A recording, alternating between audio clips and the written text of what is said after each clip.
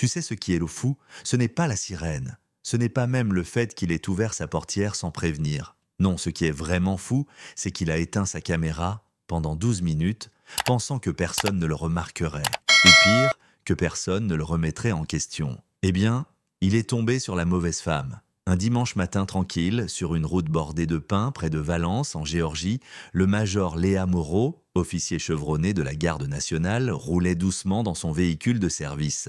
Pas de radio, pas de distraction, juste le bruit des pneus sur l'asphalte et quelques pensées sur le rapport qu'elle devait encore finir avant de retourner à la base. Elle portait un chemisier clair sous un gilet sobre, cheveux attachés, posture droite, comme toujours. Elle revenait d'une réunion tactique à Mâcon et franchement, elle ne pensait qu'à une chose, un café chaud et 2 heures de sommeil. Mais voilà, garé derrière un panneau effacé, à l'abri des regards, il y avait l'agent Hugo Lemoine, en service depuis 12 ans. Pas de bavures officielles, mais une réputation de cow-boy. Tu vois le genre? Il avait déjà passé 3 heures sans incident ce matin-là. Et il commençait à s'ennuyer ferme. Quand Léa est passée, tranquille, avec une plaque temporaire à l'arrière du SUV, ça lui a suffi. Il a enclenché ses gyrophares sans hésiter. Et là, tout a basculé. Léa a vu les lumières dans son rétro. Elle a cligné des yeux, pris une inspiration, mis son clignotant et s'est rangée sur le bas-côté. Main bien visible sur le volant, dos droit, calme. Pas la première fois qu'on l'arrêtait, mais cette fois, ça sentait la poudre. Le moine s'est approché sans mots, sans sourire, main sur la ceinture. Voix sèche, descendez du véhicule maintenant. Juste ça. Pas de bonjour, pas de raison, juste un ordre. Agent, puis-je savoir pourquoi je suis arrêté? Demanda-t-elle, calme, polie mais ferme. Plaque temporaire. Ça pourrait être une fausse. Sortez. Elle a cligné des yeux. C'est un véhicule fédéral. La plaque est enregistrée au nom du ministère de la Sécurité civile. Si vous voulez la vérifier, je peux vous montrer les documents. Mais ça ne lui suffisait pas. Il a ouvert sa portière lui-même, l'a forcé à sortir. Et tu sais quoi? Elle l'a fait, sans broncher. Elle a suivi chaque consigne. Test de sobriété complet, marcher droit, se retourner, suivre le stylo du regard. Impeccable, nickel. Et malgré ça, il lui colle un PV pour déviation de voie. Un truc bidon? Léa ne dit rien. Elle plie le papier, le range dans sa veste, puis remonte dans son SUV et redémarre. Mais ce que le moine ignorait, c'est que Léa avait tout enregistré, depuis le moment où il s'est approché. Et encore mieux, quelqu'un d'autre l'avait vu aussi. Un livreur de sandwich nommé Malik Aubry, garé à 40 mètres de là, devant une station-service.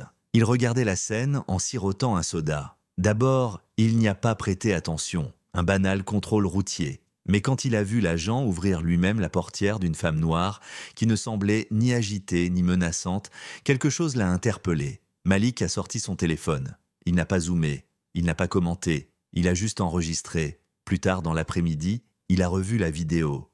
Et même sans l'audio, le langage corporel disait tout. L'agent agressif, la femme digne, droite, et surtout aucune résistance. Il a envoyé la vidéo à la mairie accompagnée d'un simple message « Quelqu'un devrait voir ça ».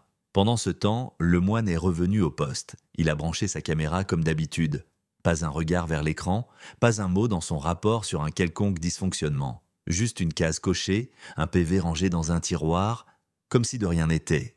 Mais 2 jours plus tard, un technicien informatique du service a remarqué un truc bizarre. La caméra de Lemoine s'est éteinte à 9h36, 2 minutes après le début du contrôle, et s'est rallumée à 9h48, juste au moment où le PV a été imprimé. 12 minutes dans le noir, aucune justification enregistrée, aucun bug signalé. Le dossier a été transféré à la hiérarchie. En parallèle, le conseiller juridique de Léa, le capitaine Damien Lafleur, avait déjà réuni tous les éléments. Vidéo de Léa, témoignage de Malik, chronologie précise. Et surtout, le silence volontaire du corps de police. Une plainte officielle a été déposée, pas dans les médias, pas sur Twitter, directement au bureau d'enquête de l'État et à l'inspection générale des forces de l'ordre. Et là, ça s'est emballé. Une enquête interne, un rappel de la procédure. Une pression venue du ministère de la Défense. Car oui, cette femme que le moine avait humiliée, c'était une officier supérieure de la garde nationale, décorée, formée au commandement en situation de crise, avec 20 ans de service, 2 missions à l'étranger et une réputation d'acier. 3 semaines plus tard, la salle d'audience était modeste, pas de médias, pas de pancartes, juste des bancs en bois, quelques collègues en uniforme et une juge calme du nom de Madame Lawrence. Léa est entrée.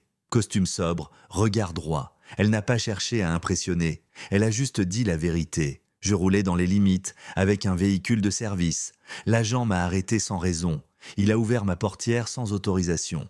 Il a éteint sa caméra. J'ai coopéré. Et j'ai tout filmé. Puis Malik a témoigné, mal à l'aise mais sincère. Il a dit ce qu'il avait vu. Pas plus, pas moins. Et enfin le technicien, qui a confirmé désactivation manuelle, pas de bug, pas d'excuses.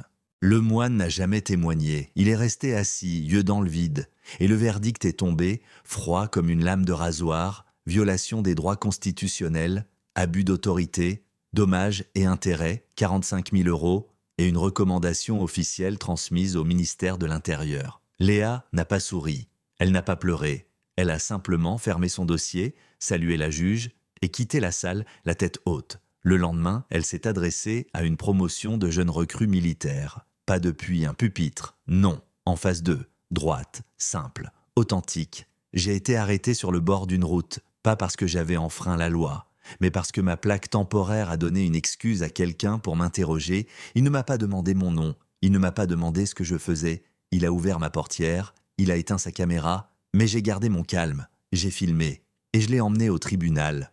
Silence dans la salle, des regards qui changent, des vocations qui naissent. Et plus tard, ce soir-là, Léa était assise sur sa terrasse, tasse de thé à la main, le ciel tournait à l'orange, elle regardait la pluie légère dessiner des sillons sur la rambarde. Le monde ne s'était pas transformé d'un coup, mais quelque chose avait bougé, quelque chose de vrai, de durable. Pas parce qu'elle avait crié, pas parce qu'elle s'était battue physiquement, mais parce qu'elle avait tenu bon et laissé la vérité parler à sa place. Alors maintenant, c'est à vous. Est-ce que cette décision de justice suffit? Est-ce que cela aurait été différent si elle n'avait pas été militaire? Combien d'histoires comme celle-ci ne sont jamais enregistrées? Partagez votre avis dans les commentaires parce que ce débat, lui, ne fait que commencer.